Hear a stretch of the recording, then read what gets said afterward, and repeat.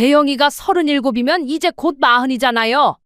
모아둔 돈이 그거밖에 안 되면 제가 나 뜨거워서 어디 가서 얘기할 수도 없겠네요. 사돈어른, 재영이가 연봉이 1억 정도 압니다. 공부를 오래 하느라 직장에 늦게 들어가서 그렇지 앞으로 더 많이 벌 거고요. 살면서 집도 사고 할 능력 충분합니다. 아니, 차고 넘칩니다. 그리고 사돈은 혼수만 해오신다면서요. 그러면 결국 저희가 해가는 게 훨씬 많은데 재영이 모아둔 돈이 뭐가 못마땅하시다는 거죠. 참, 제가 이런 말은 정말 안 하려고 했어요. 꼭 딸 가지고 장사하는 것 같아서. 근데 저희 딸이 1억 8천 값어치밖에 못하는 건가요? 아니, 그래도 우리 딸이 간호사고 모아둔 돈도 있고 그런데요. 저는 솔직히 서울에 있는 20평짜리 아파트라도 하나 들고 오는 사위를 바라긴 했어요. 저희 아버지 혼자 저 키우시고 저 이만큼 공부시키시느라 고생 많이 하셨어요. 그 돈도 제가 안 받으려고 하는 거 아버지가 꼭 주고 싶으시다 하신 거고요. 연지가 어머님, 아버님이 3천만 원 보태주신다고 그랬을 때도 아무 말씀 안 드렸는데. 아니, 재영이, 넌 왜 아까부터 예의 없이 끼어들어? 안녕하세요. 저는 평범한 60대 남자입니다. 얼마 전 제 아들의 상견례와 관련된 얘기를 해볼까 해서 이렇게 사연을 적어서 보내게 되었네요. 저는 이런 집안과 사돈을 맺는다면 내 아들을 내 손으로 불구덩이에 집어넣는 게 될 것 같았습니다. 저는 아들을 쳐다보았죠. 아들도 저와 같은 심정인지 표정이 참담했습니다. 아마 아버지 앞에서 이런 취급을 당하는 것이 수치스러웠을 거라고 생각했죠. 상견례 전에 사돈을 한 번밖에 못 만났다더니 예비 며느리가 부모를 보여주지 않은 게 이런 이유에서였을 것 같았습니다. 저도 예비 며느리를 한 번밖에 보지 못해서 어떤 사람인지는 잘 모르겠지만 저 본인과 아들을 이렇게 업신여기는 교양 없는 집안이랑은 사돈하고 싶지도 않더라고요. 생각해보면 상견례를 준비할 때부터 어떤 신호가 있었던 것 같습니다. 몇 달 전 아들이 결혼을 하고 싶다고 알려오더군요. 벌써 37살이 된 아들이었기에 저도 내색하거나 말은 안 했지만 은근히 원해온 일이었습니다. 더 늙기 전에 하루라도 빨리 손주도 보고 싶었죠. 아들은 오랫동안 공부를 했기 때문에 취직해서 돈을 벌기 시작한 지는 얼마 되지 않았습니다. 하지만 대견하게도 공부를 열심히 해서 좋은 직장에 취직을 했죠. 고소득 직업이고 직장도 탄탄해서 어디다 내놔도 부끄럽지 않은 아들이었습니다. 실제로 주변에서도 중매를 서겠다는 사람들이 많았지만 아들이 연애 결혼을 하고 싶다고 해서 잠자코 기다리고 있는 중이었었죠. 그런 아들이 1년 전 간호사를 만난다더니 결혼을 하겠다고 얼마 전에 집에 예비 며느리를 데리고 왔습니다. 식당에서 밥 한 끼 먹고 헤어져서 서로를 알 수 있는 시간은 적었지만 그래도 참하고 싹싹한 것 같아서 저는 내심 좋았습니다. 그런데 연지 부모님이 결혼을 좀 서둘렀으면 하세요. 그래? 내년 봄에 하면 되지 않을까? 올해 가을에 하자고 하셨대요. 며느리의 나이도 34이라 마음이 급한 듯했습니다. 그럼 상견례부터 얼른 해야지. 안 그래도 그것 때문에요. 아버지 혹시 인천까지 가시는 거 괜찮으세요? 저는 의아했습니다. 아들이나 며느리 모두 서울에 살고 있었으니 말이죠. 연지 부모님이 인천에 사세요. 아, 그래서 인천에 있는 식당에서 하자고 하셔? 네. 상견례는 여자 쪽에서 하는 거라는데 제가 잘 몰라서요. 그게 맞아요? 글쎄. 근데 여자, 남자가 뭐가 중요하겠어. 그렇게 하자고 말씀드려. 의견을 조율하는 게 아니라 일방적인 통보였지만 그래도 좋은 게 좋은 거라고 저는 사돈 쪽에서 원하는 대로 맞추기로 했습니다. 상견례는 결혼 준비를 위한 작은 행사라고 생각했고 저는 정말로 중요하게 생각하는 것은 그게 아니었습니다. 재영아, 너 모아둔 돈은 얼마나 좀 있냐? 일을 시작한 지 몇 년 안 됐다 보니 걱정이 되었습니다. 저 1억 정도 있어요. 연지는 6천만 원 정도 있다고 하고요. 취직 후에 손 한 번 벌리지 않았는데도 그래도 많이 모았다 싶었습니다. 그리고 앞으로는 더 벌겠죠. 저는 아들에게 통장을 건네며 말했습니다. 이거는 많지는 않지만 그래도 너 결혼할 때 주려고 예전부터 모아둔 돈이다. 괜찮아요, 아버지. 이런 거 안 주셔도 돼요. 아들은 극구 사양했습니다. 1억 8천만 원 들었다. 2억 꽉 채워주고 싶었는데 박박 긁어모은 거야. 저는 아들이 부담을 갖지 않도록 농담을 섞어서 웃으며 말했습니다. 이만큼 뒷바라지해 주신 것만 해도 다 못 갚아요. 갚으라고 키운 거 아니니까 걱정 말고 결혼해서 잘 살기나 해. 아들 눈에 눈물이 찔끔 비쳤습니다. 부족하겠지만 그걸로 전세부터 시작해봐. 그렇게 모아서 집 사고 또 늘려가고 그런 재미도 있는 거니까. 살다가 힘들면 말하고. 아빠가 그래도 힘 닿는 한 도와줄 테니까. 감사해요. 결혼해서도 연지랑 자주 찾아뵐게요. 벌써 장가간 놈처럼 말하네. 아이고, 내 엄마가 이걸 보면 눈물 한 바가지 흘렸겠다. 저와 아들은 20년 전 사고로 떠난 아내 그리고 어머니를 떠올렸습니다. 무사히 상견례 마치고 결혼도 시켜서 하늘에 있는 아내에게 우리의 아들이 자식들도 낳고 잘 사는 모습을 보여주고 싶었습니다. 그래서 보름 뒤에 있을 상견례를 두근거리는 마음으로 기다리게 되었습니다. 아들도 사돈을 지난달에 처음 뵈었다는데 서로가 무척이나 어색할 듯했습니다. 어떤 분들이신 것 같아? 그러니까. 저의 질문에 아들이 잠시 망설였습니다. 말을 고르는 듯하더니 희한한 대답을 내놓았죠. 그냥 꾸밈 없는 성격이신 것 같아요. 소탈한 분들이신가 보지. 그렇기도 하고요. 좀 직설적인 성격이시기도 하고. 사실 저도 잠깐 뵈서 저도 예비 며느리를 잘 모르듯이 아들도 사돈 어른들과는 교류가 없었던 것 같았습니다. 그렇게 보름의 시간이 흐르고 상견례 날이 되었습니다. 아버지, 저를 데리러 온 아들이 놀란 표정으로 쳐다보았습니다. 퇴직 후에 편한 차림으로 다니는 모습만 본 아들이 놀랄만도 했습니다. 저는 상견례를 위해서 지난주에 백화점에 다녀왔습니다. 양복도 새로 사고 구두도 새 것으로 사셨습니다. 너무 과한 것 아닌가 해서 저도 고민하긴 했지만 그래도 아들의 체면을 생각한다면 과한 것이 아니라 생각했습니다. 멋있네요. 아이고, 긴장되긴 하네. 이런 경험이 없고 아내도 곁에 없다 보니 더욱 긴장이 됐습니다. 마치 순간이동이라도 한 듯이 인천까지 순식간에 도착한 것만 같았죠. 한정식당에 도착하자 일행이 먼저 와 있다며 직원이 방으로 안내했습니다. 문을 열기 전에 저는 다시 한번 옷 매무새를 가다듬었습니다.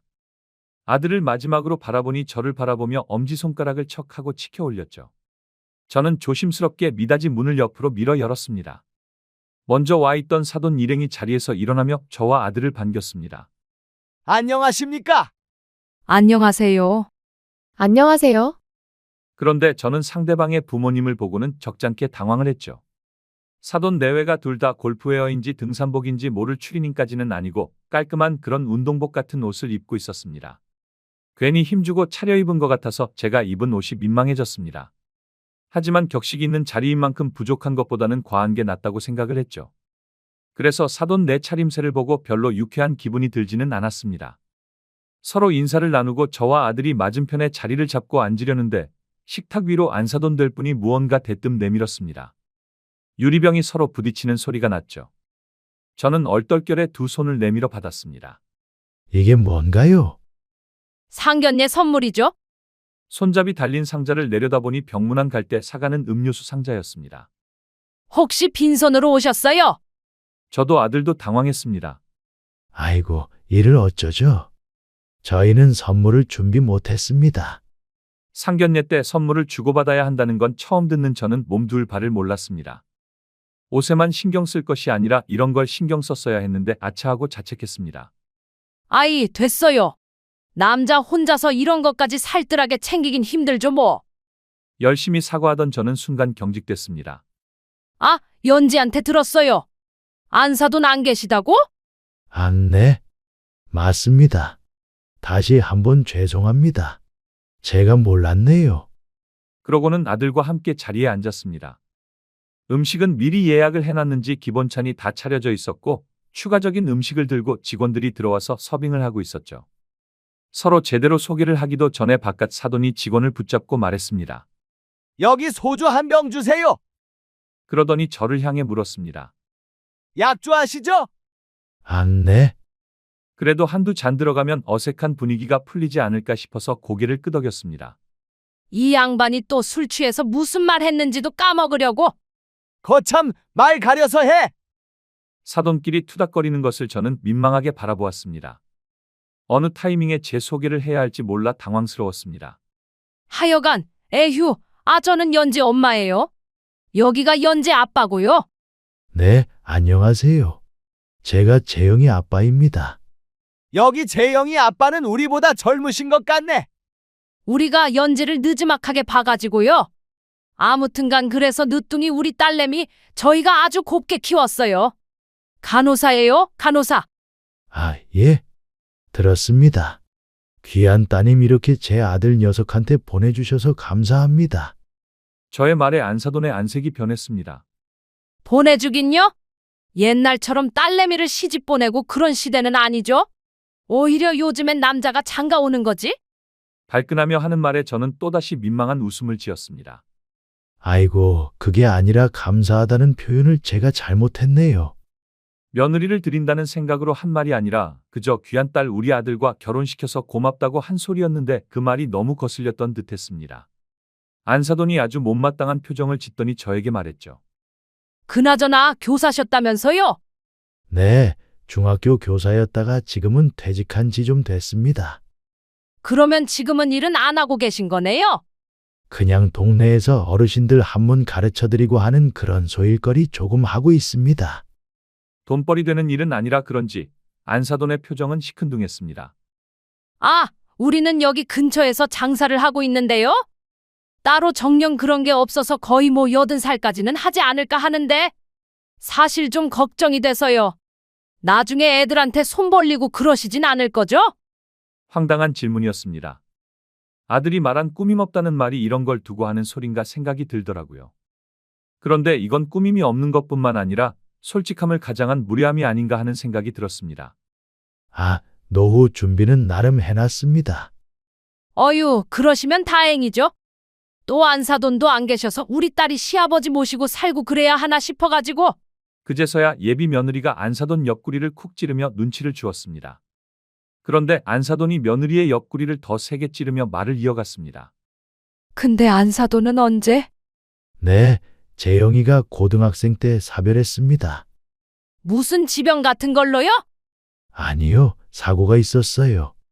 상견례 자리에서 왜 이런 이야기까지 해야 하는지 모를 일이었습니다. 엄마, 왜 그래? 아니, 이런 것도 다 알고 결혼해야 되는 거야? 어디 큰 병 같은 거 있으면 그런 것도 다 유전이 되는 거니까. 아무튼 연지한테 물어보라고 했더니 못하겠다 그래가지고요. 어른들끼리 얘기하면 나을 것 같아서 제가 여쭙는 거예요. 네, 그러세요. 괜찮습니다. 그럼 결혼할 때 혼자 오세요? 초에 불 붙이고 그런 것도 해야 할 텐데. 그건 재영이 고모가 하기로 했습니다. 그제서야 안사돈은 안심하는 듯한 표정을 짓더군요. 저는 이런 대화가 불편해졌습니다. 때마침 바깥 사돈이 술병을 내밀었습니다. 왜 소주 안 드시고 계세요? 어느새 술병은 거의 비워져 있었습니다. 저는 떨어져 있는 술을 들이키곤 잔을 내밀자 바깥 사돈이 그 잔을 채우며 말했습니다. 식사 좀 하시면서 대화 나누세요. 무슨 호구조사 온 것도 아니고 말이에요. 그제서야 저도 아들도 편히 젓가락을 들었습니다. 여기까지였다면 저도 그저 조금 불편했던 상견례쯤으로 기억했을 것입니다. 하지만 본격적인 이야기가 더욱 견디기 힘들어졌습니다. 아참, 결혼식은 인천에서 하는 거 아시죠? 금시초문이었습니다. 아들을 쳐다보았지만 아직 이야기된 바가 없는지 아들도 어리둥절한 표정이었습니다. 아직 연지랑 상의는 안 해봤는데요. 엄마, 내가 언제 인천에서 한다고 했어? 원래 상견례나 결혼식 이런 건 다 여자 쪽에 맞추는 거야. 나는 직장이 서울이잖아. 글쎄 참, 너 학교는 인천에서 나왔잖아? 그건 애들이 잘 상의해서 정하겠죠. 그 말을 듣고는 안사돈은 제가 뭘 모른다는 듯이 혀를 찼습니다. 역시 잘 모르시네. 이런 결혼에는 여자, 남자 그런 게 다 정해져 있는 거예요. 그렇습니까? 뭔가 무시받는 기분이 들어서 저도 모르게 떨떠름하게 대답이 나왔습니다. 그럼에도 전혀 개의치 않고 안사돈이 은근히 무시하는 표정을 지으면서 말을 덧붙이더군요. 아무튼 대신 집은 서울에 구하든 어떻든 상관없고요. 뭐든 다 여자한테 맞추라는 안사돈이 집은 서울에 구하라는 것에 의아했습니다. 뭐, 재영이가 알아서 잘 구하지 않겠어요? 그러면서 안사돈이 웃음을 짓는데 그 말뜻은 당연히 재영이가 집을 해오지 않겠나 하는 것이었죠. 집 한 채 해오는데 위치는 신경 쓰지 않겠다는 듯 선심 쓴다는 듯 말하는 안사돈을 보니까 점점 화가 나서 이제는 예의를 갖추기가 힘들더군요. 그런데 그때 제 아들 녀석이 저를 대신해서 입을 뗐습니다. 연지한테 제가 얘기했는데 말씀 안 드렸나 봐요. 저희 아버지가 1억 8천 보태주기로 하셨고 연지랑 제가 모은 돈으로 일단 전세부터 시작하려고 해요. 그리고 집은 연지랑 제 직장 중간에 구하기로 했습니다. 그런데 아들의 말이 다 끝나기도 전에 안사돈이 인상을 쓰며 말했습니다. 이런 건 어른들이 정하는 거야. 어른들 말씀하는데 끼어들고 그런 거 아니다. 아, 죄송합니다. 어이가 없었습니다. 그런 걸 같이 이야기하려고 다 같이 만난 자리인데 당사자를 말도 못하게 하는 건 무슨 경우인가 싶었습니다. 재영이 말이 맞습니다. 우리 며느리 될 아가씨도 6천만 원 모았다고 하던데 그 정도면 서울에 전세집은 구할 수 있지 않을까 해요. 부족한 부분은 대출 받아서 해야겠죠. 그러니까 안사돈은 거의 코에서 김을 내뿜으며 반박했습니다. 아니요, 아니요. 그건 제가 딸한테 못 듣긴 했는데요. 저희 입장은 그래요. 전세는 생각해 본 적 없는데요. 그러면 사돈께서도 좀 보태주십니까? 저는 당연히 물어봤어야 했을 질문을 이제서야 했습니다. 그러자 안사돈이 펄쩍 뛰며 말했습니다. 어머머, 여자는 혼수를 해가는 거죠. 저희는 3천만 원 정도 생각하네요. 당연히 집은 남자가 하는 거고요. 아까 아직도 시집 보내는 시대인 줄 아느냐며 큰 소리를 치던 사람과 동일 인물이 맞나 싶었습니다. 자기 좋을 때만 남자, 여자를 따지는 게 황당했습니다. 그리고요, 제가 말이에요. 재영이 그 나이 먹고도 여자랑 똑같이 모았다는 것도 차마 넘겼어요. 그러니까 전 당연히 집은 사돈이 해주실 줄 알았네요. 그 말을 듣고 저는 당혹스러웠습니다. 재영이가 늦게 일을 시작해서 큰돈을 모으지는 못했어도 여자와 같은 금액을 모았다고 욕을 먹을 줄은 몰랐습니다. 제 말이 틀린가요? 재영이가 37이면 이제 곧 40이잖아요. 모아둔 돈이 그거밖에 안 되면 제가 낯뜨거워서 어디 가서 얘기할 수도 없겠네요. 왜 사위가 모아둔 돈을 어디 가서 이야기해야 하는 건지도 모르겠고 도대체 안사돈이 애들을 결혼시키기 위해서 나온 건지 트집 잡기 위해 나온 건지도 모를 지경이었습니다. 좋은 게 좋은 거다 생각하며 평생을 살아왔지만 내 아들 깎아내리는 것까지 도저히 좋게 넘어갈 수는 없었습니다. 사돈어른, 재영이가 연봉이 1억 정도 압니다. 공부를 오래 하느라 직장에 늦게 들어가서 그렇지 앞으로 더 많이 벌 거고요. 살면서 집도 사고 할 능력 충분합니다. 아니, 차고 넘칩니다. 그리고 자꾸 똑같이 모았다고 하시는데 1억이랑 6천이랑 같은가요? 제 기준으로는 거의 2배 차이가 나는데 납득이 안 가더군요. 간호사도 좋은 직업이지만 그래도 아들만큼 연봉을 받을 수는 없을 것인데 안사돈은 뭐가 그렇게 불만족스러운지 모를 일이었습니다. 수입은 생각하지 않고 모아둔 돈만으로 이러쿵 저러쿵 하는 게 어리석어 보였습니다. 그리고 사돈은 혼수만 해오신다면서요. 그러면 결국 저희가 해가는 게 훨씬 많은데 재영이 모아둔 돈이 뭐가 못마땅하시다는 거죠. 안사돈, 아니 그 여자는 잠시 말문이 막힌 듯했지만 곧 기가 막히다는 듯이 대꾸했습니다. 참, 제가 이런 말은 정말 안 하려고 했어요. 꼭 딸 가지고 장사하는 것 같아서. 근데 저희 딸이 1억 8천 값어치밖에 못하는 건가요? 아니, 그래도 우리 딸이 간호사고 모아둔 돈도 있고 그런데요. 저는 솔직히 서울에 있는 20평짜리 아파트라도 하나 들고 오는 사위를 바라긴 했어요. 저는 그 순간 제가 무슨 말을 들은 건지 이해가 되지 않았습니다. 어째서 이 대화에서 값어치 같은 이야기가 나오는지 모를 일이었습니다. 아들도 황당한 듯 옆에서 허허하며 멋쩍게 헛웃음을 짓고 있었습니다. 대단한 재산이 있는 것은 아니었지만 아들 주려고 평생 고생해서 모은 돈이었고 앞으로 죽을 때까지 아들에게 손 벌리지 않을 만큼의 노후 대비도 해놓은 상태였습니다. 그리고 아들을 좋은 직장에 들어갈 만큼 오랫동안 뒷바라지한 것 자체가 자랑스럽기도 했고 말이죠. 그런데 그 여자는 3천만 원 보태며 딸의 값어치를 운운하는 사람이란 걸 알게 되었고 더 이상은 엮이고 싶지도 않았습니다. 하지만 아들의 의중을 몰라 망설였죠. 그때 제 마음을 알았는지 어쨌는지 아들이 화난 목소리로 말했습니다. 저희 아버지 혼자 저 키우시고 저 이만큼 공부시키시느라 고생 많이 하셨어요. 그 돈도 제가 안 받으려고 하는 거 아버지가 꼭 주고 싶으시다 하신 거고요. 연지가 어머님 아버님이 3천만 원 보태주신다고 그랬을 때도 아무 말씀 안 드렸는데 여자는 또다시 아들의 말을 끊으며 호통을 쳤습니다. 아니, 재영아. 넌 왜 아까부터 예의 없이 끼어들어? 그러면서 저를 흘겨보는데 애를 왜 이렇게 예의 없이 키웠냐는 듯한 눈초리였습니다. 상종을 못할 종자라고 느껴지더군요. 그 입에서 예의라는 말이 나오니 웃기기까지 했습니다. 솔직히 예비 며느리는 한 번밖에 안 봐서 성품은 다 알지 못하지만 부모를 보니 큰 기대가 되지도 않았습니다. 재영이가 결혼 당사자인데 할 말도 못합니까? 그리고 예의가 없는 건 그쪽 아닌지요? 그러자 가만히 술만 마시던 바깥 사돈이 따지고 들었습니다. 그쪽? 그렇게 부르면 쓰나? 그러니까 말이에요. 그쪽이라니 참. 무슨 국어 선생님인가 그랬다더니 그런 것도 다 소용없나 보네요. 아, 당신도 그만하고 밥이나 먹어. 사돈도 술 한 잔 받으시고요. 연지 엄마가 말을 좀 멋없이 해요. 아, 당신은 가만히 있어. 좀 그만하라니까 그러네. 이거나 한 병 더 시켜봐. 남자는 대화 나눈 지 20분도 안 된 것 같은데 벌써 소주병이 바닥을 보였습니다. 저는 고개가 절레절레 저어지더군요. 열불이 나서 잠시 화를 식혀야 할 것 같았습니다.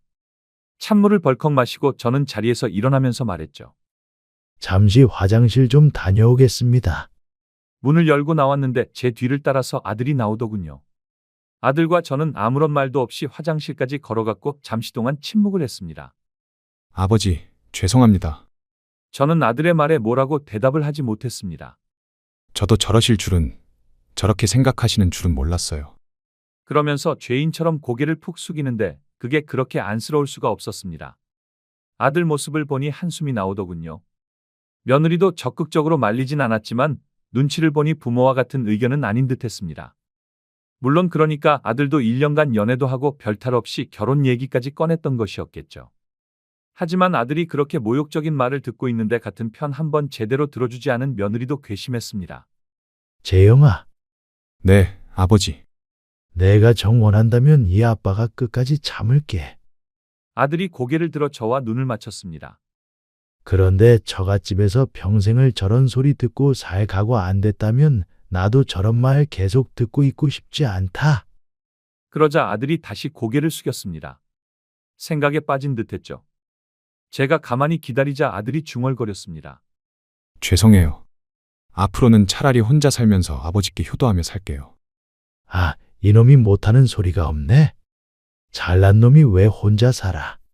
그래, 그거면 됐다. 저는 아들의 결정을 듣고 어깨를 툭툭 두드려줬죠. 그러고는 다시 방으로 향했습니다. 도대체 왜 그래? 엄마도 그만하고 아빠도 그만해. 우리가 알아서 할게. 알아서 하긴 뭘 알아서 해, 이 기집애야. 가만히나 있어. 아, 몰라. 분위기도 안 좋잖아. 한숨 쉬긴. 엄마가 다 알아서 할 테니까 넌 입 다물고 있어? 당신은 그만 좀 마시라니까. 심각한 얘기하는데 당신은 힘을 보태주지는 못할 망정 술이나 마시고 그러고 있어. 같이 술 마시고 그러면서 좋게 좋게 풀어. 시집 반 보낼 것도 아니면서 괜히 난리를 쳐. 아이고, 모르면 가만히나 있으세요. 문을 열기도 전에 들리는 목소리들에 또다시 머리가 아파오는 것 같더라고요. 상견례를 하러 온 건지 싸우러 온 건지 모를 전투태세였습니다. 저는 아들과 함께 문을 열고 안으로 들어갔죠. 여자가 본격적으로 얘기를 해보려는 눈치였지만 저와 아들은 의자에 다시 앉지 않고 그 사람들에게 말했습니다. 저는 그만 일어나겠습니다. 그러니 건너편에 앉아있던 3명은 전부 당황한 눈치였습니다. 네? 지금 가신다고요? 네, 아니, 이게 무슨 경우예요? 그쪽이 경우를 따질 입장은 아닌 것 같네요. 뭐요? 아니, 지금 왜 애들 결혼을 사돈이 엎으려고 하세요? 그러자 옆에 있던 아들이 말했습니다. 저도 일어나겠습니다. 재영이 너 싸가지 없이 뭐 하는 거야? 마음에 좀 안 들어도 내 딸하고 결혼하게 해주려고 했는데 아주 배은망덕한 놈이네. 너 그런 애인 줄은 내가 몰랐다. 참 교양이라고는 찾아볼 수 없는 말버릇이었습니다. 거기까지만 하세요. 재영이한테 한마디만 더 하면 나도 더 이상 못 참습니다. 그쪽 딸도 애지중지 키웠겠지만 저도 제 아들 누구보다도 잘 키우려고 노력했습니다. 그런 말 들을 만한 애 아니에요. 그리고 그쪽 딸보다 제 아들 절대 부족하지 않은 건 말 안 해도 아시겠죠. 그러고는 저는 아들을 향해 돌아서며 말했습니다. 나도 너 남한테 이런 취급 당하면서 살라고 키운 거 아니야. 내가 재영이 넣어주려고 모은 돈 그거 지금 다 넣어줄게. 결혼 안 해도 되니까 너 하고 싶은 거 마음껏 하고 살아. 앞으로 넌 탄탄대로 걸을 일만 남았는데 너 존중도 안 해주는 집안한테 발목 잡힐 것 없다. 네, 아버지. 오빠, 진심으로 하는 소리야? 저런. 이런 이상한 것들을 봤나? 저희는 이만 갑니다. 오늘 먹은 것과는 계산하고 가겠습니다. 그러곤 그 자리를 박차고 나와버렸습니다. 입안이 씁쓸했습니다. 아들 차를 타고 돌아오는 길에도 분위기가 아주 어두웠습니다. 죄송해요, 아버지. 뭐가 죄송해. 차라리 잘 된 거라고 생각해라. 예비 며느리였던 아이에게서 전화가 오는지 운전석 옆에 놓아둔 아들의 전화가 계속 울려대더군요. 하지만 아들은 전화를 받지 않았습니다. 근데 재영아, 너 혹시라도 그래도 꼭 그 아이랑 결혼이 하고 싶다면 아빠 눈치는 보지 마라. 그런데 하나를 보면 열을 안다고 했어. 내가 현명한 판단할 거라고 믿는다. 그 이후로는 제 아들의 속이 말이 아닐 것 같아서 더 이상 말을 하진 않았습니다. 저도 아들 결혼시키고 손주도 볼 생각에 설렜던 것은 사실이지만 그것보다 중요한 게 아들의 행복이었거든요. 이렇게 해야 하는 결혼이면 안 해도 그만이었습니다. 그리고 아직 37밖에 안 됐으니 다른 기회는 얼마든지 있을 것이고 말이죠. 그 뒤로 아들은 여자 쪽에 파혼을 통보했고 한바탕 난리가 났다고 했습니다. 부모님에게 단단히 이야기하겠다며 여자가 붙잡은 모양이지만 아들은 의외로 단호했습니다. 제 아들 녀석이 그때 당시에 티를 많이 내지는 않아서 몰랐네요. 솔직히 저는 속으로 안도의 한숨을 쉬었습니다. 그리고 한동안은 효도를 하겠다며 저에게 어디 가자 하는 바람에 정신없이 따라다닌 것 같네요. 그렇게 파혼 이후로 시간이 지나 아들은 직장도 충실하게 열심히 다녀서 승진도 빠르게 했죠. 그래서 입사 초기보다도 돈도 더 잘 벌고 보태준 돈과 합쳐서 작은 아파트도 하나 샀습니다. 그리고 요즘엔 새롭게 연애도 하는 듯 했죠. 오늘 저녁에 너 퇴근하면 밥 한 끼 먹을래? 저 오늘 여자친구 부모님 뵈러 가려고요. 뭐? 만난 지 얼마 안 됐잖아. 미리 좀 뵙는 게 좋을 것 같아서요. 크게 당해봤던 아들도 이번엔 생각이 많은 듯 했습니다.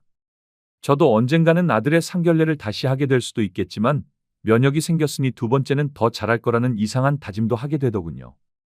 다만 이번에 만날 사람들은 아들에게 좋은 사람들이길 바랄 뿐이었습니다. 사돈이 될 뻔했던 그 사람들의 소식은 궁금하지도 않더군요. 그날의 수모를 생각한다면 잘못되길 빌고 싶기도 했지만 내 아들 놓친 게 가장 큰 복수라고 생각하고 말았습니다. 지금까지 제 사연을 들어주셔서 감사합니다. 모두들 행복하고 건강하시길 바라겠습니다. 엄마, 많이 놀랐겠지만 묻지도 말고 내가 하자는 대로 해줘. 형이랑은 이야기가 다 됐으니까 따로 말 안 해도 돼. 안녕하세요, 아줌마. 얘기 들었겠지만 이 사람이랑 결혼하고 나서 그때 어머니라고 부를게요. 아직은 사람 일은 어떻게 될지 모르잖아요. 식장까지 손잡고 들어가야 안심이 돼서. 너 저 아가씨한테 책임질 일에서 발목 잡힌 거니? 엄마, 아들, 그런 일 절대로 안 했으니까 걱정하지 말고 두고만 봐줘. 어디서 저런 애를 데려와? 너 정말 집안 말아먹으려고 해? 안녕하세요. 저는 30대 중반 직장인이며 평범한 남성입니다. 저와 형과의 나이 차이는 1살 차이가 납니다. 연년생이다 보니 키도 비슷하고 덩치도 비슷해 모르는 사람들은 일란성 쌍둥이인 줄 오해하더군요. 어렸을 때부터 우리 형제가 얼마나 개구졌으면 시집 올 때 모기만 한 소리를 내던 우리 엄마의 목소리가 우리가 점점 커갈수록 기차 화통을 삶아 먹은 것처럼 우렁차게 변해갈 정도였습니다. 그 정도로 우리 형제는 활달하다 못해 장난이면 장난, 운동이면 운동, 공부면 공부, 게임 등 어느 것 하나 빠지는 것 없이 열심히 하고 잘한다는 얘기를 듣고 자랐습니다. 그래서 주변에 친구들이 끊이지 않았고 모든 중심에는 우리 형제가 있었어요. 이렇다 보니 우리 집은 친구들이 진을 치고 노는 아지트였습니다. 이래서 우리가 엄마에게 야단 맞기를 밥 먹듯이 했지만 학교에서 가져온 성적표를 쓱 내밀면 그걸 보시고 난 후에는 화를 사기셨습니다. 이런 사고 뭉치면서도 형과 저희 우애는 남다를 정도로 돈독했어요. 부모님은 우리를 혼낼 때마다 서로 탓하지 않고 서로 자기가 했다고 우기는 우리를 보며 매번 신기하게 여길 정도였습니다. 형제 사이에 의리가 있어서 보기에는 좋다만 그렇다고 둘이 계속 사고치고 다니라는 소리는 아니니 적당히 좀 해라. 이런 엄마의 부탁이 무색하게 반나절을 넘기기도 전에 우리 형제는 그 말을 잊어버리고 엄마의 일거리를 만들어주는 1등 공신으로 전락했습니다. 지금 생각하면 왜 그랬는지 모르겠지만 형과 저에게는 매일매일이 호기심 천국이었던 것 같습니다. 이렇다 보니 우리 형제는 학교와 동네에서 꽤 유명했습니다. 심지어 둘 중 누구 하나 맞고 들어오면 다음 날은 동네에서 난리가 났습니다. 둘이 함께 찾아가 해코지한 녀석을 혼내주다 못해 그의 부모까지 찾아가 용서를 받아냈습니다. 아저씨, 아줌마, 민우 형이 우리 형한테 합기도 시범하면서 목 졸랐대요. 우리 형 기절할 뻔했어요. 얼마나 위험한 행동인지 아시죠? 아저씨, 아줌마가 민우 형한테 앞으로 그런 행동 못하게 해주세요. 아휴, 미안하다. 형 많이 안 다쳤어? 아저씨하고 아줌마가 2번 다시 그런 행동 못하게. 민호, 꼭 혼내줄게. 자, 이 돈 가지고 와서 맛있는 거 사 먹어. 우리는 그 또래 아이들이 가질 수 없는 두둑한 배짱을 어릴 적부터 보여줬던 것 같습니다. 한편 우리의 이런 모습을 보고 부모님은 든든하게 여기셨는지 우리의 잠든 모습을 내려다보며 흐뭇해하시기도 했어요. 내 새끼들이지만 보통 녀석들이 아니야. 세상이 아무리 험해도 저 녀석들 둘이 같이 있으면 걱정 안 해도 되겠는걸? 당신 나 두고 어디 가게요? 아직 애들인데 더 지켜봐야죠. 당신 말 맞다나 내 새끼들이지만 보통은 아닌 것 같네요. 당신이나 나나 열심히 벌어서 우리 애들 뒷바라지나 잘해줍시다. 부모님께 날마다 이런 말을 선사하는 형의 성격은 과묵한 듯 했으나 불의를 보면 못 참고 앞장서서 행동하며 할 말은 조목조목 다 했습니다. 거기다 집중력과 호기심이 뛰어나 교내에서 주는 상은 다 휩쓸 정도였죠. 그에 반해 저는 공부는 어느 정도 했어도 형만큼 잘하진 못했습니다. 오히려 노는데 1등이었죠. 그러니 매일 사건 사고를 몰고 다녔는지도 모르겠습니다. 우리 형제를 잘 아는 주변 어른들은 굳이 형과 저를 비교해서는 저더러 영민하고 민첩한 데다 추진력이 뛰어나다고 했습니다. 제가 생각해도 그런 부분이 있는 것 같기도 한 것 같습니다. 여하튼 우리 형제는 보기 드물게 쿵짝이 잘 맞았던 것 같습니다. 이처럼 유난스러운 청소년기를 보낸 우리 형제가 언제 공부했는지도 모를 만큼 놀 거 다 놀고 남들이 부러워하는 대학을 한 번에 척하고 들어갔습니다. 옆에서 우리를 지켜본 부모님은 신통방통하게 여겼습니다. 공부하는 것보다 매일 게임하고 운동하는 모습만 봤기에 부모님은 그럴 수밖에 없었죠. 그래도 결과가 좋으니 속으론 무척 기뻐하고 대견하게 느끼는 것 같았습니다. 너희들 놀 거 다 놀면서 언제 공부했어? 그건 학교에서 하지. 엄마, 학생이 공부 안 하면 뭐해? 언제부터인가 부모님은 저희랑 대화하다 보면 우문현답만 한다며 기가 찬 표정을 지었어요. 이처럼 우리는 해야 할 일은 주도적으로 알아서 척척했습니다. 우리 형제가 뚜렷한 자기 주관을 가지며 성장할 수 있도록 키워주신 건 부모님이 아니라 돌아가신 우리 할머니의 영향이 컸습니다. 할머니는 밤낮 없이 일하는 부모님을 대신해 마음 편히 일하라며 우리들을 거두어 초등학교 저학년까지 돌봐주셨죠. 우리는 호랑이 할머니라고 불렀는데 그만큼 화가 나면 정말 무서웠습니다. 화를 내는 경우는 우리 형제가 다툴 때뿐이었죠. 하루에도 몇 번 옷을 갈아입을 만큼 험하게 놀아도 실은 내색 한 번 안 하셨지만 우리 둘이 다투면 그때는 눈물이 쏙 빠질 만큼 얄짤없이 혼내셨습니다. 그러나 평소에는 얼마나 자유로운 분이셨던지 저 별명이 어울리지 않을 정도였어요. 할머니의 우리에 대한 양육 방식은 아주 단순했죠. 우리가 모든 걸 스스로 할 수 있도록 옆에서 인내하며 지켜봐 주셨고 격려해 주셨고 그게 다였습니다. 돌이켜보니 이러한 양육 방식으로 자라서인지 우리 형제는 자유로우면서도 할 일은 다 한 것 같네요. 제가 대학에 들어가자 형은 미루고 있던 군대에 가게 되었습니다. 아마 대학교 2학년 때쯤이었던 것 같아요. 늘 붙어 다니던 우리 형제가 형이 군대에 가면서 제일 오랫동안 떨어져 있던 기간이었습니다. 형의 짧게 깎은 머리를 보며 부모님이 왜 그리 눈물을 흘리시던지 저 또한 찔끔 눈물이 났지만 창피한 것 같아 아닌 척했습니다. 언제 이렇게 다 커서 군대도 가고 할머니가 보셨다면 얼마나 대견해 하셨을까? 말썽 부리고 다니던 때가 엊그제 같구만. 잘 다녀와, 아들. 엄마, 걱정하지 마세요.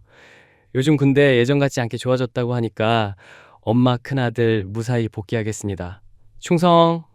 형의 의젓한 모습에 부모님은 안심하셨지만 막상 아들이 군대 가니 여태 주변에서 들어온 이야기들이 생각나 걱정이 앞서신 것 같더라고요.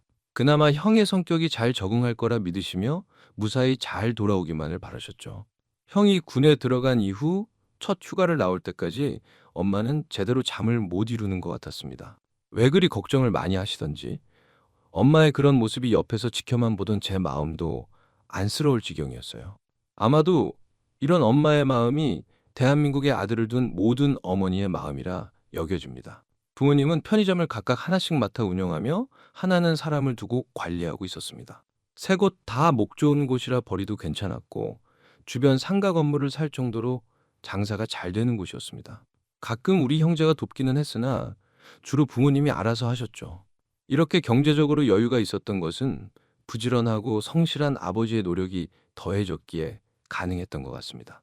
두 분이 빈손으로 시작해 이처럼 살게 된 데는 힘들어도 아껴 쓰고 열심히 일한 두 분의 덕이었습니다. 부모님의 역할은 주로 엄마가 가게에 나가 물건만 팔고 정산까지만 하며 집안일을 돌보셨고 아버지는 새 가게의 전반적인 모든 것을 관리하고 신경 썼죠. 그러다 얼마나 힘들었으면 어느 날 아버지께서 가게에서 일하다 쓰러지시고 말았습니다. 아버지가 쓰러지고 난 후 좀 더 일찍 발견되었더라면 지금도 우리 곁에 계셨을 텐데라는 아쉬움이 들 정도로 한참 시간이 지난 후 발견되셨습니다.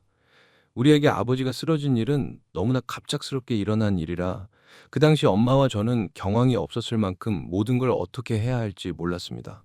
그렇게 아버지는 그 일로 우리와 긴 이별을 하게 되었습니다. 한동안 아버지의 빈자리가 너무 커서 가게는 며칠간 문을 닫아야 할 정도였어요. 제가 곁에 있었지만 아버지가 하셨던 일은 만만치 않았습니다. 그래서 그 당시 대학교 1학년이었던 제가 학업을 잠시 쉬며 가게 일을 돕기로 했습니다. 엄마와 저만 꾸려 나가기엔 버겁다는 것을 알아 아르바이트생도 더 구해 계속 가게 일을 했습니다. 그럼에도 새 가게를 이끌어가기에는 벅찼습니다. 아마 그때쯤 엄마는 새 가게 중 하나를 처분해야겠다고 생각하고 있었던 것 같습니다. 가게 일을 돕는 제가 아무리 열심히 해도 아버지가 하던 만큼은 못했지만 저는 제 나이에 비해 더 성숙하고 단단하게 되어가는 것 같았습니다. 저는 될 수 있으면 아버지가 하던 일을 이어받기 위해 밤낮 없이 노력하며 빠르게 습득해 나갔습니다. 그러한 노력 덕에 어느 정도 안정을 취해갔죠. 그때쯤 형이 제대하고 나오게 되었습니다. 저는 속으로 형이 제대했으니 한시름 놓을 줄 알았습니다. 그러나 형의 상태는 입대 전 모습과 아주 상이했습니다. 중간중간 휴가도 나오고 아버지의 장례식에는 특별 휴가까지 나와 얼굴을 보여주고 갔지만 크게 눈치를 못 챘죠. 아마도 제가 바빠 못 챙기다 보니 형의 얼굴에서 표정이 사라지고 있음을 알아채지 못했던 것 같습니다. 제대 후 형은 말수가 아예 없어졌죠. 원래 과묵하긴 했어도 그런 것과는 별개였습니다. 그런 형의 얼굴을 보고 있으면 제 속은 한없이 타들어갔죠. 도대체 형에게 무슨 일이 일어났는지 말을 안 하니 알 수가 없었습니다. 항상 밝기만 하고 얼굴에 늘 미소를 달고 있던 형이었는데 180도 달라진 모습이 제 마음을 찢어놨죠. 제가 이랬는데 엄마의 마음은 더 많이 아팠을 겁니다. 그 특유의 침착하고 주변을 화나게 하던 형의 달라진 모습이 영 낯설었어요. 무슨 일이 있었는지 말조차 안 하려고 하니 어떻게든 방법을 찾고 싶었습니다. 그래서 상담 치료를 받던 약을 먹던 조치를 취하고 싶었죠. 많이 아프면 나랑 병원에 가보자. 마음이 아파도 병원에 많이 가더라. 아니면 상담을 좀 받아보던가. 형 보고 있으면 답답하고 마음이 아파서 그래. 같이 가자, 형. 그만 좀 해. 귀찮게 하지 말고 나 좀 내버려둬. 신경질적인 형의 말이 제 마음을 후벼 팠죠. 한 번도 보인 적 없던 태도였습니다. 형은 제 친구이자 저의 우상이었습니다. 거기다 저와는 모든 걸 공유할 만큼 비밀 없이 모든 걸 털어놓으며 지냈는데 말도 하지 않으려 하고 식사마저 따로 하게 되니 미칠 것만 같았어요. 도대체 무슨 일이 있어서 형을 이 지경으로 만들었는지 저는 꼭 알아내야만 했습니다. 형의 증상은 점점 심해져 아예 방문을 걸어 잠근 채 방 밖으로 나오려 하지 않았죠. 학교는 복학할 생각도 없어 보였습니다. 변해버린 형의 모습은 제 애를 태웠고 엄마도 저와 똑같은 심정이었죠. 친구 같았던 형이 하루아침에 돌변했으니 저에게는 크나큰 상처로 다가왔습니다. 그래서 하루는 제가 형의 방문 앞에 쪼그려 앉아 혼잣말처럼 형에게 말을 건넸습니다. 형, 난 형이랑 하는 모든 게 좋았어. 호랑이 할머니가 우리들은 절대 싸워도 안 되고 힘들 때는 더욱더 외면하면 안 된다고 했는데, 그리고 엄마 아빠한테 같이 혼날 때도 형이 함께 있어서 좋았어. 형이 내 모든 잘못 감싸줬잖아. 그리고 또 형이 내 숙제 대신해줘서 선생님한테 칭찬받았을 때 형이 내 형이라서 얼마나 좋았는지 몰라. 거듭되는 저의 독백이 이어졌지만 안에서는 별다른 반응이 없었습니다. 그래도 매일같이 저는 거르지 않고 형의 방문 앞에 앉아 우리 둘만이 하는 이야기를 끊임없이 하고 있었죠. 그래서였는지 형은 그렇게 자기와의 사투를 6개월가량 보냈습니다. 저의 이런 고백이 통했는지 어느 날은 방 안에서 형이 저에게 노크했죠.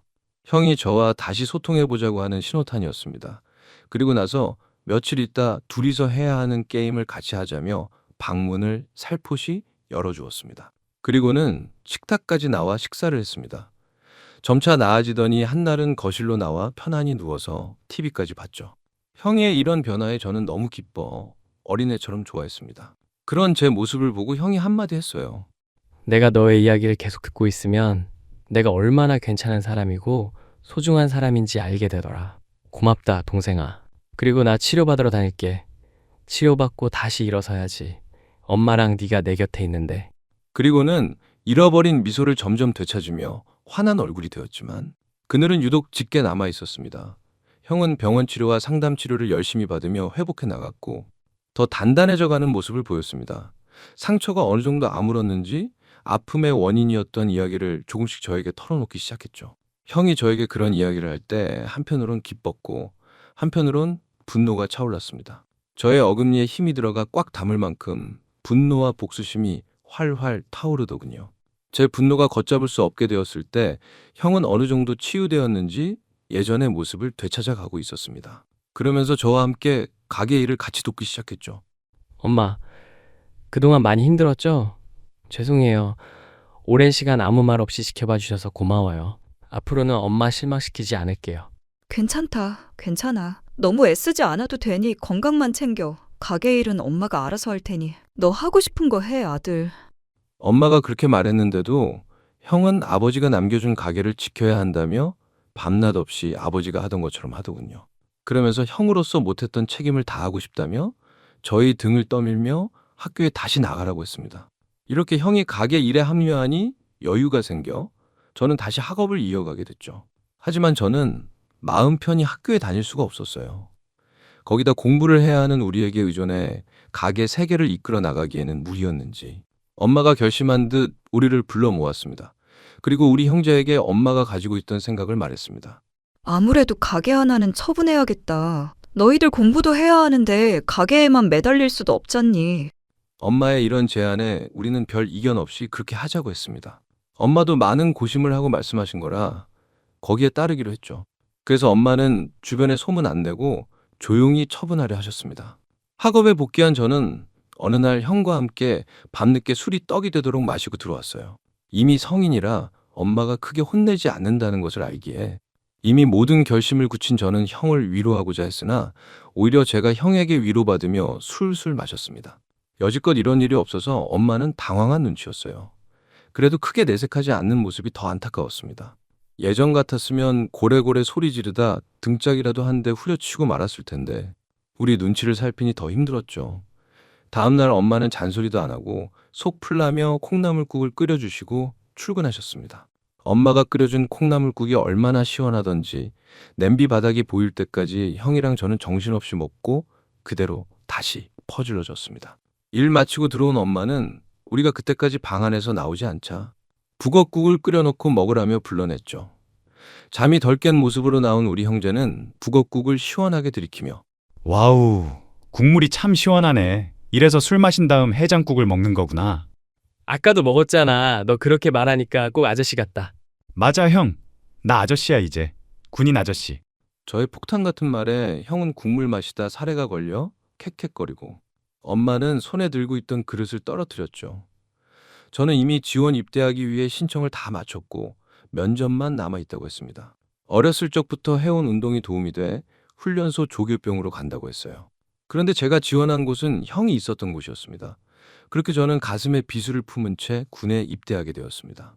하필이면 형이 간 곳에 제가 들어간다고 하니 엄마는 제가 입소하는 날 서럽게 눈물을 흘리셨습니다. 아무리 나라의 의무를 다해야 하지만 씩씩했던 형이 그 지경까지 되어서 나왔으니 저도 걱정되신 것 같았습니다. 하지만 아무 생각 없이 형이 있던 곳에 지원 입대하지 않았죠. 형은 제가 자기가 있었던 부대로 간다고 하니 어지간히 신경이 쓰였던지 입대 며칠 전부터 조용히 저를 불러 많은 얘기를 들려줬습니다. 형의 이야기를 들을수록 생각보다 심각했고 저는 결의를 다져야 했습니다. 엄마는 저의 이런 모습에 속으로 비는 것 같았으며 눈빛으로 별일 없이 잘 지내다 오기만을 바라는 것 같았어요. 엄마는 형을 한번 보내봐서 적응이 된 줄 알았는데 그렇지가 않았나 봅니다. 여전히 그때처럼 제가 첫 휴가를 나올 때까지 엄마는 편히 잠을 못 이뤘다고 나중에 형에게 듣게 되었죠. 이런 엄마의 걱정과는 달리 제가 휴가를 나왔을 때 아무렇지가 않자 엄마는 혹시나 하는 마음에 제 윗옷을 걷어보라고, 바지도 걷어보라고 했습니다. 저는 엄마의 노파심에 말없이 잘 따라주었습니다. 그래서 걱정하지 말라는 의미에서 한마디 덧붙였습니다. 엄마, 걱정하지 마. 형이 모든 팁을 알려줘서 얼마나 잘 지내고 있는지 몰라. 그러니 이런저런 걱정 안 해도 돼. 엄마 주름살 늘까봐 내가 더 걱정이야. 이렇게 제가 말해주니 엄마는 조금 안심이 되어 보였습니다. 엄마가 잠시 훑어본 제 몸은 어느 때와 같았고 규칙적인 생활을 해서인지 근육도 더 붙고 몸이 더 단단해져 있어 마음을 놓는 듯 했습니다. 제가 휴가 나올 때마다 여전히 형과 상의할 게 많아 둘이서 속닥이면 엄마는 의심의 눈초리를 거두지 않았지만 우리 둘 사이가 예전 같아져서 조금은 덜 걱정하는 눈치였죠. 그렇게 시간이 지나고 어느덧 제가 제대할 때가 되었죠. 그 시점 형은 허투루 보낸 시간들을 메꾸려는 듯 밤낮 없이 공부하며 가게 일도 열심히 했습니다. 그러한 노력 때문이었는지 졸업도 하기 전에 형은 학교에 지원을 받아 벤처기업 창업에 성공한 CEO로 자리매김하고 있었습니다. 언론의 주목을 받을 만큼 획기적인 아이디어로 인해 외국계 자본의 투자도 이어지고 있다고 했습니다. 형이 벤처 사업으로 눈을 돌릴 수밖에 없었던 이유는 형의 병원 진료 기록 때문이었습니다. 형이 그토록 꿈꾸었던 공기업의 취업문은 닫혀버렸고 대기업의 문조차 두들겨 볼 수가 없어 막다른 골목에서의 선택이었는데 그 선택이 형의 노력을 배반하지 않고 달디단 열매를 안겨주게 되었죠. 저는 그런 형의 성과에 더할 나위 없이 기뻤었죠. 이후 저는 제대를 하고 느닷없이 결혼하겠다는 말을 던졌습니다.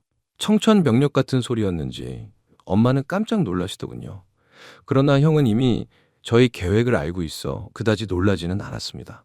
제가 군에 있으면서 연애할 시간도 없었을 텐데 누군가와 사귀고 있다는 기미조차 보이지 않다가 마른 하늘의 날벼락처럼 그런 소리를 하니 안 놀랄 수가 없었을 것입니다. 엄마, 많이 놀랐겠지만 묻지도 말고 내가 하자는 대로 해줘. 형이랑은 이야기가 다 됐으니까 따로 말 안 해도 돼. 엄마는 저의 뜬금없는 당부에도 그러겠다고 하면서 마음 한구석 찝찝한 것도 참은 채 고맙게도 어떤 내색도 하지 않았습니다. 어련히 알아서 하겠지라는 저에 대한 믿음도 있었지만 일륜지대사를 이런 식으로 한다는 게 좀 불편해 보이긴 했습니다. 그러다 저의 저녁과 더불어 생전 처음 보는 아가씨를 엄마에게 소개했습니다. 엄마는 그 아가씨를 보고 깜짝 놀랐습니다. 놀랄 만도 했지만 저는 크게 개의치 않았습니다. 옷차림이며 화장한 모습, 말하는 모양새가 아무리 봐도 제 취향의 여자가 아닌 걸 아시고 엄마는 제가 결혼까지 생각할 정도로 소개하니 뭔 일이 있어서 이러는구나 라고 여기시는 듯 했습니다. 그러나 결코 그런 일은 없었죠. 안녕하세요, 아줌마. 얘기 들었겠지만 이 사람이랑 결혼하고 나서 그때 어머니라고 부를게요. 아직은 사람 일은 어떻게 될지 모르잖아요. 식장까지 손잡고 들어가야 안심이 돼서. 옆에서 제가 지켜봐도 실수가 터졌습니다. 엄마한테는 정말 미안했지만 어쩜 한치의 어긋남 없이 행동하는지 엄마는 나중에 이 이야기를 꺼낼 때면 엄마가 살아오는 동안 다양한 사람을 만나고 어울렸어도 그런 아가씨는 처음 봤다고 하더군요. 그만큼 교양도 없었고 기본조차 못 배운 것 같은 데다 당돌하기까지 하니 불쾌했을 겁니다. 그래서 엄마가 저를 곱지 않은 시선으로 쳐다보고 계셨습니다. 안 봐도 앞날이 훤히 보이고 우리 모두 고생길이 열릴 것 같아서 더 그랬겠죠. 그런 엄마의 시선을 의식해서 저는 미안한 마음에 고개를 돌린 채 아무 일 아닌 듯 행동했습니다. 이런 저의 행동이 못마땅했던 엄마가 저를 구석으로 끌고 가 조용히 묻더군요. 너 저 아가씨한테 책임질 일에서 발목 잡힌 거니? 엄마, 아들. 그런 일 절대로 안 했으니까 걱정하지 말고 두고만 봐줘. 엄마한테는 아직까지 자세히 말해줄 수 없었습니다. 자칫 잘못했다가는 오랫동안 공들인 것이 수포로 돌아갈 수 있어서 차마 말하지 못했어요. 저의 호언장담에 엄마는 그 말을 절대적으로 믿고 싶어하는 눈치였습니다. 아마도 이 상황이 믿기지 않고 불안해서 그냥 믿기로 한 것 같았죠. 지금 생각해도 엄마한테 너무 미안하고 어쩔 수 없었습니다. 그리고 나서 며칠 후 저는 엄마에게 상견례가 잡혔다며 날짜와 장소, 시간을 알려주고는 나간다며 자리를 피했습니다. 아무리 제가 알아서 한다고 해도 이건 너무한 것 같아서인지 참지 못한 엄마가 현관을 나서는 저의 등에 대고 소리를 질렀습니다. 어디서 저런 애를 데려와? 너 정말 집안 말아먹으려고 하니? 하늘에 계신 너희 아버지가 아신다면 무덤에서 벌떡 일어날 일을 하고 있는 거 몰라? 저는 엄마가 농담하는 줄 알고 씩 웃으며 그렇게라도 아버지가 살아 돌아오시면 좋겠네요. 그리고는 그 자리를 피하고 싶어 바쁘다며 얼른 나가버렸습니다. 하는 수 없이 엄마는 제가 해달라는 대로 상견례 자리에 나가기로 마음을 굳혔다며 결심한 듯 말씀해 주시더라고요. 며칠 후 우리는 엄마에게 긴히 할 말이 있으니 얘기를 나누자고 했습니다. 엄마는 상견례와 관계된 얘기인 것 같아서인지 그러자고 했죠. 그러나 우리가 뜻밖의 말을 엄마에게 꺼냈습니다. 엄마, 지금부터 제가 하는 이야기 무리한 부탁인 거 알지만 꼭 들어줬으면 좋겠어요. 영규랑 충분히 상의했고 엄마 동의 없이는 할 수 없는 일이라 이렇게 부탁드리니까 상견례 전까지 결정해 주시면 좋겠어요. 엄마, 여태 엄마 속도 많이 썩였지만 우리 형제 믿어준다면 형 말대로 꼭 좀 들어줘. 나중에 모든 걸 얘기해 줄게. 그리고 상견례 자리에서 별로 할 거 없을 거야. 이미 이야기 다 해놔서 준비할 거 하나도 없어. 예단, 혼수 이런 거 하나도 안 할 테니 부담 안 가져도 돼, 엄마. 우리의 간곡한 부탁에 어떤 내용인지 들어보지도 않고 엄마는 그러겠다고 했죠. 아마 그때 자세한 얘기를 엄마에게 들려줬다면 엄마는 등짝을 후려치며 허락하지 않았을 겁니다. 그러나 이미 엄마가 뱉은 말이라 주워 담을 수는 없었죠. 나중에 상견례 자리에서 자세히 알게 되겠지만 그때 제가 표정 관리한다고 힘들었습니다. 아무튼 이런 일이 있고 상견례 하는 날이 되어 우리 쪽에서는 엄마랑 형이 참석했죠. 우리는 상견례 자리의 약속 시간보다 조금 일찍 도착해서 상대편을 기다리고 있었습니다. 그런데 약속 시간이 훌쩍 지났는데도 상대편은 나타나지 않았죠.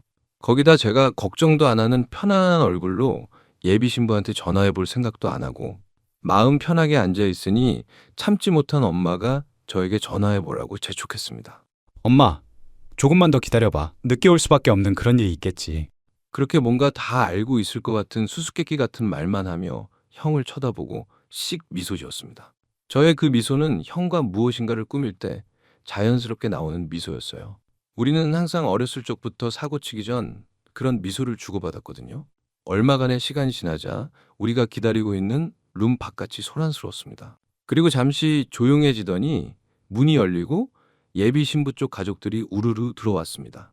그 예비 신부와 마찬가지로 가족들이 늦게 왔으면 그에 대해 미안한 기색도 있어야 하는데 미안한 기색도 없이 각자 자리에 가서 앉더군요. 그런 행동에 기가 찼지만 그 가족의 내력을 다 알고 있어서 놀랍지도 않았습니다. 그리고는 대뜸 배고프다. 식사 먼저 하자라고 예비 장인어른이 말했습니다. 거참, 여기까지 오는데 차가 얼마나 밀리던지요. 시장에서 먼저 먹어야겠습니다. 사부인도 배가 고파 보이네요. 눈이 퀭한 것이. 격식을 차려야 할 자리에 처음 보는 사람한테 할 말은 아닌 것 같은데 예비 장인은 그런 말을 아주 자연스럽게 쏟아냈습니다. 이처럼 생각 없이 말하는 게 예비 신부 집안의 내력처럼 느껴지더군요. 그리고 익숙한 얼굴이 보였습니다. 그건 바로 예비 신부의 오빠였죠. 형 또한 예비 신부의 오빠가 나올 걸 이미 알고 있었지만 놀란 눈으로 멍하니 쳐다보고 있었습니다. 그런 형을 보며 예비 신부의 오빠는 아주 야비한 미소를 지으며 형과 눈을 마주치더군요. 이런 모습으로 있으니 둘이 아는 사이라는 걸 엄마까지 알게 된 것 같았습니다. 어떤 말도 안 했지만 둘의 표정만 봐도 추측이 가능했었죠. 엄마의 추측이 틀리지 않게 형의 얼굴은 시간이 지날수록 핏기를 잃어가고 있었습니다. 음식을 먹는데도 손을 못 댄 채 따뜻한 음식을 그대로 시키고 있었죠. 보다 못한 제가 형이 체기가 있다며 둘러대고는 바깥 공기를 쐬러 데리고 나가기까지 했습니다. 좀 전까지 멀쩡하던 형이 사색이 되어가니 얼른 상견례를 끝내고 그 자리를 피하고 싶었죠. 힘들어하는 형에게 조금만 더 참아달라고 말하며 다시 안으로 들어왔습니다. 그렇게 음식 맛도 못 느끼고 식사가 다 끝날 때쯤 예비 신부 쪽에서 나온 사람들의 소개가 이어졌습니다. 지금 생각해도 헛웃음이 나올 만큼 참 어이가 없는 조합으로 나왔죠. 예비 장인과 계모, 예비 장모, 계부 이런 구성으로 나왔습니다. 그쪽 집안에서는 교통정리가 안 된 상태로 나온 것 같았죠. 그리고 엄마와 제 소개가 끝나자 형은 뭐하고 있냐며 예비 신부 오빠는 비웃음과 함께 꼬치꼬치 물었습니다. 그래서 벤처기업 CEO라고 했더니만 예비 신부 오빠가 조금 놀라는 눈치였습니다. 여하튼 그런 찝찝한 기분을 뒤로하고 서로 조율해야 할 이야기를 꺼냈죠. 갑자기 성사된 결혼식이라 서로가 별 이견 없이 우린 식만 올린 후 사는 건 우리 집에서 살기로 결정했습니다. 아직 제가 학생이라 그럴 수밖에 없다고 우기기도 한 부분이 있었습니다. 혼수도 따로 할 필요 없이 모든 걸 간소화하자고 두 집안의 부담이 안 되는 쪽으로 결정했죠. 나중에 제가 어엿한 사회인이 됐을 때 다시 생각하자며 뒤로 미뤘습니다. 모든 걸 제가 우리 쪽에 맞춰 얘기했는데도 예비 신부 쪽에서 흔쾌히 응한 데는 모종의 이유가 있었습니다. 잠시 후 그들의 진짜 목적을 알고 엄마는 기겁할 뻔했지만 우리와 약속한 게 있어 엄마는 배우처럼 표정 관리를 아주 잘해주셨습니다. 우리가 이렇게 사돈 관계로 엮여 얼마나 잘 되었는지 모르겠어요. 안 그래요, 여보? 우리 남편이 투자해서 가게 다 인수한다는 얘기 들으셨죠? 금액은 예비 사위 통해서 다 듣긴 했는데 좀 더 깎아주면 안 될까요? 모르는 사이도 아니고 우리 아들이 장교 출신인데 곧 전역하면 바로 인수할 거라서 그렇게 좀 해주세요, 사돈. 엄마는 그 이야기를 들으며 속으로 꾹 참고 모든 건 저에게 일임했으며 엄마는 관여 안 한다고 했습니다. 그런 꼼수가 있었기에 그들이 고분고분했던 거였습니다. 자기들도 다 알아보고 횡재한 거라 여기며 이견 없이 상견례를 진행하는 거였죠. 그리고 집안의 골칫덩어리를 누군가 데리고 간다는데 마다할 이유가 없었습니다. 우리가 내놓은 가게에서 나오는 매출은 전국에 있는 매장 중 10손가락 안에 들었거든요. 매장을 소유하는 것만으로도 권리금이 상당했죠. 그래서 그들이 저자세로 나올 수밖에 없었습니다. 그렇게 우여곡절을 겪고 저의 결혼식 날짜가 잡혔죠. 엄마는 집으로 돌아와 상견례에서 본 이상한 느낌에 우리를 앉혀놓고 무슨 일을 꾸미냐고 추궁했습니다. 그러나 그때도 엄마의 추궁을 회피하며 다만 저의 결혼식까지만 참아달라는 말밖에 못했죠. 그리고 저는 아버지가 일군 그 가게를 넘기자고 했습니다. 어차피 팔기로 얘기된 거지만 엄마는 뭔가 석연치 않아 했죠. 우리가 무슨 속셈으로 예비 신부의 오빠에게 가게를 넘기려 하는지 알 수가 없었지만 전후 사정 없이 무조건 믿어달라고 엄마에게 사정을 하니 엄마는 훗날 이 일에 대해 참 잘한 결정이었다고 말했습니다. 우리는 엄마가 내놓은 조건보다 많이 받을 수 있다며 엄마를 안심시켰습니다. 실제로 그랬지만요. 그래서 이제 자식 이기는 부모 없다고 우리 말대로 엄마는 순순히 따르기로 하셨습니다. 결혼식을 올리기 전 우리는 그 가게를 예비 신부 오빠에게 처분했습니다. 그리고 며칠 지나지 않아 예비 신부 오빠는 그 가게를 관리하며 운영하게 됐죠. 그 앞을 지날 때마다 우연히 본 형의 얼굴은 그때처럼 사색은 되지 않았지만 힘들어하는 건 마찬가지였어요. 그러면서 얼마 지나지 않아 제가 결혼식을 올리게 되었습니다. 예비 신부의 요청으로 결혼식을 올리는 식장만큼은 크고 화려한 특급 호텔에서 하자고 해서 그렇게 하기로 했죠. 모든 건 그쪽에서 알아서 한다고 하니 정사는 나중에 하기로 하고 그렇게 하라고 했죠. 둘이 처음 시작하는 것 치고는 모든 걸 간소하게 한다고 투덜거려. 그것만이라도 들어달라고 해서 원하는 대로 하라고 했습니다. 저도 그러는 게 좋겠다며 아주 만족했어요. 이후 그 선택이 어떤 선택이었는지 그들은 몰랐을 것입니다. 결혼식 때 저와 형이 다 알아서 한다고 하니 엄마가 부를 하객 명단마저 우리에게 다 넘겨주셨죠. 그러나 결혼식 당일 엄마에게 기겁할 일을 선물했네요. 우리 쪽 하객이라고는 엄마가 아는 사람과 친척은 한 명도 안 오고 우리 친구들만 잔뜩 불러 모았습니다. 그것도 군에서 만난 부대 동기와 선우임들이었죠. 한 부대가 이동해 온 것 같았습니다. 덩치 큰 남자들만 잔뜩 와서 분위기조차 칙칙하니 놀란 엄마가 저에게 물어봤지만 저는 빙그레 웃으며 무조건 기다리라고만 했습니다. 저의 이 말에 엄마는 화장실에 간다며 자리를 잠시 비웠죠. 그런데 화장실에 다녀온 엄마는 얼굴이 사색이 되어 있었죠.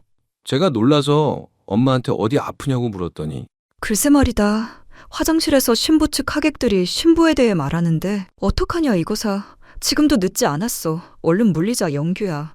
다 알고 있으니 걱정하지 마. 곧 끝날 거야, 엄마. 에휴, 도대체 무슨 생각인 거야. 너 결혼식이니까 네가 시키는 대로 해야지 뭐. 결혼식장이 고급 호텔이다 보니 우리밖에 식이 잡혀있지 않았습니다. 단 한 팀을 위해 준비한 거라 호사스럽고 자유롭게 진행되는 것 같아 모든 게 안성맞춤이었습니다. 저는 이미 부탁한 저와 예비 신부의 사진 외에 다른 사진도 시간에 맞춰서 놓아달라고 진행하는 팀에 철저히 비밀에 붙인 채 부탁을 해놓았죠. 때 맞춰 진열되는 사진들을 그곳에 참석한 사람들이 관심 있게 지켜보고 있었습니다. 그런데 저와 예비 신부의 사진 외에 예비 신부가 전 남자친구와 함께 찍은 사진들이 로비부터 식장 앞까지 나열되었습니다. 그 사진을 본 엄마는 입이 벌어졌고 사진을 본 모든 사람들은 엄마와 같은 표정이었죠. 그 사진은 예비 신부의 다양한 포즈에 각기 얼굴이 다른 남자들과 찍은 사진들이었습니다. 장소도 다양했습니다. 그러한 사진이 순식간에 대형 스크린에도 걸리고 있었지만 신부 측 사람들은 그때까지도 상황을 파악 못한 듯 들떠 있었죠. 여기저기서 웅성거리자 그때서야 알아차리더군요. 그러자 예비 장모와 예비 장인은 사진을 내리라고 소리 질렀고 줄 서 있는 사진들을 발로 차고 난리가 났습니다. 신부의 오빠 또한 사태의 심각성을 알고 이리저리 날뛰며 자기 동생의 사진을 치운다고 난리였죠. 그러나 이미 볼 사람은 다 본 상태라 예비 신부 측에서는 고성과 욕설이 난무했죠. 신부 대기실에 있던 예비 신부는 아직 그 사실을 모르는지 별 반응이 없었습니다. 그리고 우리 쪽도 조용했습니다. 형과 저는 엄마를 가운데 두고 서로 마주보며 빙긋 웃었어요. 저희를 보더니 열이 뻗친 예비 신부 오빠는 씩씩거리며 우리가 서 있는 곳으로 와서는 말했습니다. 이거 다 너희들이 저지른 거지? 군대에서 찌질했던 놈이 전역하니까 눈에 보이는 게 없냐? 그때 생각 다시 나게 해줄까? 뒤쪽에 있던 엄마는 예비 신부 오빠가 내뱉은 말을 듣고 그 자리에서 기겁할 뻔했다더군요. 그러니까 형이 군대에 있을 때 못살게 굴었던 놈을 엄마가 엄마의 눈과 귀로 확인한 거였습니다. 그 말을 듣고 엄마는 누가 말릴 틈도 없이 입고 있던 한복을 움켜쥐고 신고 있던 신발을 예비 신부 오빠한테 달려들어 뒤통수를 후려쳤습니다. 얼떨결에 당한 거라 예비 신부 오빠는 멍하니 엄마를 쳐다보았죠. 순식간에 일어난 일이라 형과 저는 놀라서 말리러 달려갔지만 엄마는 거기서 멈추지 않고 멍하게 서 있는 그놈에게 한 번 더 후려쳤습니다. 이번에는 제대로 맞았는지 딱 하는 소리가 크게 울렸죠. 그제야 정신이 돌아왔는지 그놈이 엄마에게 마구 대들었습니다. 아줌마 미쳤어요? 아 진짜 재수 없으려니까. 소란이 커지자 신부 대기실에 있던 예비 신부가 사태를 파악하고 정신없이 뛰어나왔습니다. 널브러져 있는 자기 사진을 보고는 하얗게 질리더군요. 그리고는 털썩 주저앉아 어린애가 생떼 부리듯 마구 울어댔습니다.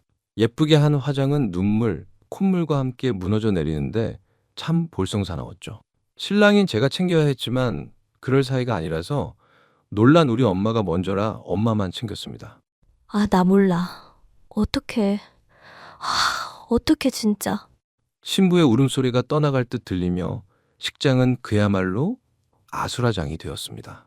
이런 와중에 우리 형제는 엄마를 데리고 조용히 식장을 빠져나왔습니다. 그 이후 들리는 말에 의하면 예비 신부는 아예 호텔 바닥에 드러누워 울고 신부 측 하객들은 못 볼 것 봤다는 생각에 민망해서 다 나갔다네요. 그리고 신부 부모들은 식을 망친 사람을 찾는다며 소리 지르고 난리도 아니었다고 했습니다. 부대에서 온 저의 동기와 선우님들은 좋은 구경하고 맛있는 음식 먹고 간다며 나중에 인사를 전하며 통쾌해했죠. 엄마한테 뒤통수를 맞은 그놈은 우리를 가만히 안 놔두겠다며 씩씩거리고 돌아다녔지만 이미 몸을 피한 상태라서 저희를 찾지는 못했죠. 그러다 신부의 그 사진들은 신부의 전 남친들이 신부에게 결혼 선물로 보낸 것으로 돼 우리가 관여하지 않은 걸로 드러났습니다. 그러나 그건 표면상의 진실이었고 수면 아래에서 오랫동안 작업한 저의 성과였죠. 그래서 그날의 정황상 저도 피해자 중 한 명일 뿐이었습니다. 우리가 한 건 신부의 옛 남친들에게 일일이 연락을 해서 같이 찍은 사진만 주면 된다고 했고 일은 우리가 알아서 한다며 그런 식으로 부탁을 했죠. 헤어질 때 모두 나쁘게 헤어졌는지 어렵지 않게 해괴망측한 사진들을 다 구할 수 있었습니다. 그렇게 구한 사진들은 제가 선물로 다 위장했지만요. 그런 난리로 결혼식은 없던 것이 되었고 신부 측은 망신이란 망신은 다 당했습니다. 거기다 결혼식장 비용은 이미 신부 측에서 다 지급한 상태라 뭐라 말할 수 없었습니다. 양심이 있으면 그 소란을 일으키고 전화를 안 할 텐데 며칠 후 엄마한테로 전화가 왔습니다. 잘 지내셨죠? 우리는 잘 못 지냈어요. 그래서 말인데 식장 비용이 한두 푼이 아니라 반 정도는 부담해 주셔야겠는데요. 오히려 저희가 손해배상 받아야 하는 거 아닌가요? 하마터면 사기 결혼을 당할 뻔했는데 어디 시시비비 가리며 소송 한번 들어가 볼까요? 엄마의 이 말에 전화기에서는 신호만 들린 채 답변이 없었습니다. 엄마는 우리를 앉혀놓고 전후 사정을 물었죠. 하지만 우리는 아직 끝나지 않았다며 조금만 더 기다려달라고 했습니다. 엄마는 궁금증을 꾹 참고 기다린다고 했죠. 아주 기대하고 있는 표정이었습니다. 그 말 이후 어느 정도 시간이 지나고 그 기다림이 끝나자 우리는 엄마에게 가서 한 번 더 부탁을 했습니다. 엄마, 힘들겠지만 엄마 도움이 또 필요해. 한 번만 더 도와줘. 그래, 엄마. 이걸 마무리해야 우리가 발 뻗고 잘 수 있어. 부탁할게요. 간곡하게 사정하는 우리의 부탁은 다름이 아니라 우리가 가지고 있는 상가 건물의 점포에 편의점을 내자는 것이었습니다. 저번에 그들에게 처분한 가게 옆에 저희 건물이 있었거든요. 같은 가맹점이 아닌 다른 가맹점일 경우 가능하다는 것을 알아본 후였습니다. 마침 한동안 비어있는 빈 점포도 있었죠. 우리의 부탁에 엄마는 그렇게 하기로 했습니다. 우리는 그동안 해왔던 노하우가 있어서 빨리 자리를 잡아갔습니다. 우리가 판 옆 가게의 그놈은 우리한테 와서 난리를 쳤지만 이미 어떠한 사이도 아니고 군대에서처럼 권력으로 아무 짓도 못하니 별 수 있었겠나요? 결국 우리가 새로 낸 가게가 더 세련되고 넓다는 이점과 단골들이 우리를 알아보고 알아서 찾아오니 그 가게는 점점 손님이 줄어드는 게 눈에 띄게 보였습니다. 그러던 어느 날 분에 못 이긴 그놈이 야구 방망이를 들고 우리 가게의 문을 내리치는 일이 발생했죠. 와장창, 유리창이 깨져서 우리는 당장 경찰을 불러 그놈을 신고했습니다. 그리고 합의는 없었습니다. 어떻게 보면 이건 제가 의도한 그림 중 하나에 불과했죠. 그놈은 합의를 해달라고 사정하며 빌었지만 그놈이 형에게 저지른 만행이 어떤 것인지 충분히 알기에 해주고 싶은 마음은 전혀 들지 않았습니다. 그렇게 그 가게는 1년을 버티지 못하고 문을 닫았습니다. 우리가 어느 정도 안정이 되자 그간의 사정을 엄마한테 다 들려줬죠. 형이 군대에 들어가 동기가 힘들어하는 걸 보고 부조리함에 항변하고자 소원 수리함을 이용했는데 그것이 들통나 간부들에게 찍혀 힘들었던 이야기부터 그 일로 형이 선임들과 장교들로부터 힘든 상황을 겪었는데 그중에 제일 악랄한 놈이 그놈이었던걸요. 놈은 장교라는 지위를 이용해 형을 힘들게 했다고 했습니다. 어찌나 집요하게 구는지 형이 제대할 때까지 그랬다고 하더군요. 그 일로 형이 한동안 망가지며 겨우 빠져나왔던 얘기 등. 하지만 제가 지원해서 간 이유는 형을 그렇게 만든 장본인을 응징하기 위해서 간 것이라는 것을 엄마에게 말했습니다. 그놈에게 어떻게 해서든 접근해서 진급을 누락시켜 군에서 끌어내리려고 들어간 것도 밝혔습니다. 놈의 신임을 얻으며 마음에도 없는 그놈의 개차반 같은 동생을 떠안고 결혼하려 한 일도 들려주었죠. 저는 형이 준 정보를 활용해 그놈의 계략에 따르는 듯하며 군 생활을 한 거며 제가 그놈이 군에서 저지른 만행과 증거를 모아 바로 상부에 보고해서 그놈이 더 이상 군 생활을 못하게 전역하게끔 만들었다고 했습니다. 그리고 우리가 내놓은 가게의 조건을 이용해 놈이 가진 모든 것을 부수려고 했던 것마저 엄마에게 모두 얘기했습니다. 우리 가게를 놈이 인수하면서 놈의 퇴직금과 계부에게 투자받은 돈마저 잃게 만들려고 그런 큰 계획을 세웠던 것마저도 계획의 일부였음을 엄마에게 말해줬죠. 엄마는 저더러 살신성인했다며 등을 두드려 주었습니다. 오로지 형을 위한 복수를 위해 유부남 딱지가 남을 수도 있었는데 그것마저 감수하며 그랬다면서요. 그래서 놈은 우리의 큰 계획에 말려들어 빨간 줄까지 긋게 생긴 거였습니다. 엄마는 여기까지 이야기를 듣더니 그때 결혼식장에서 더 못해준 것이 억울하다고 말씀하셨죠. 어떻게 우리에게 알량한 지위를 이용해 신체적, 정신적으로 위해를 가했는지 다 듣고 나서는 속이 부글부글거린다고 하셨습니다. 거기다 문어발식으로 남자를 만나고 인성도 엉망인 그놈의 여동생마저 우리에게 떠안기려 한 것을 괘씸해 하셨죠. 다행히 우리의 기지로 그 상황을 모면했으니 다행이라면서 가슴을 쓸어내렸습니다. 그것만이 아니었죠. 그놈의 여동생은 이미 다른 남자의 아이를 가진 상황이었던 거죠. 그놈 여동생이 애를 지울 수 없다고 고집을 피우자 만만해 보였던 저에게 덤터기를 씌우려 한 것이었습니다.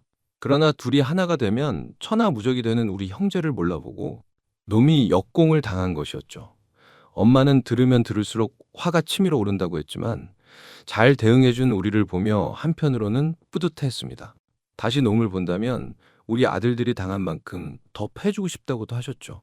형은 이렇게라도 해서 한을 풀었는지 무척 행복해 보였습니다. 이후 형의 사업은 승승장구했고 예쁘고 지혜로운 형수님을 맞이해 지금은 가정도 이루고 예쁜 조카까지 낳았죠.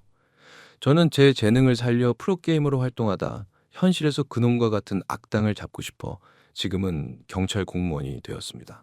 저의 특이한 이력으로 사이버 수사대에서 일하라고 했지만 저는 현장을 누비고 있습니다.